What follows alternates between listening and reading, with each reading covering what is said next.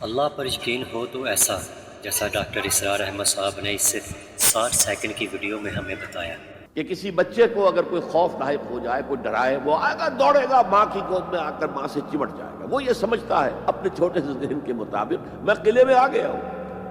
یہ ہے اعتصام۔ وَمَن يَعْتَصِم بِاللَّهِ فَقَدْ هُدِيَ إِلَىٰ صِرَاطٍ مُسْتَقِيمٍ۔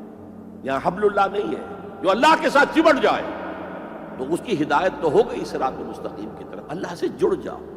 سورہ حج کی آخری آیت کے بھی آخری الفاظ یہی ہے، وَاعْتَصِمُوا بِاللَّهِ فَأَقِیمُوا الصَّلَاةَ وَآتُوا الزَّکَاةَ وَاعْتَصِمُوا بِاللَّهِ۔ وہ تمہارا پشت پناہ ہے۔ هُوَ مَوْلَاكُمْ فَنِعْمَ الْمَوْلَىٰ وَنِعْمَ النَّصِيرُ۔ کیا ہی اچھا ہے وہ مولا، پشت پناہ، مددگار، حمایتی، کیا ہی اچھا ہے وہ مدد کرنے والا۔ تو وہاں پر بھی وَاعْتَصِمُوا بِاللَّهِ، وہی لفظ یہاں آیا، وَمَن يَعْتَصِم بِاللَّهِ فَقَدْ هُدِيَ إِلَىٰ صِرَاطٍ مُسْتَقِيمٍ۔ کیا آپ بھی ایسے اللہ پر بھروسہ رکھتے ہیں؟ کمنٹ کر کے ضرور بتائیے گا۔ ویڈیو اچھی لگی ہو تو چینل کو سبسکرائب اور ویڈیو کو لائک اور شیئر کریں۔ جزاک اللہ۔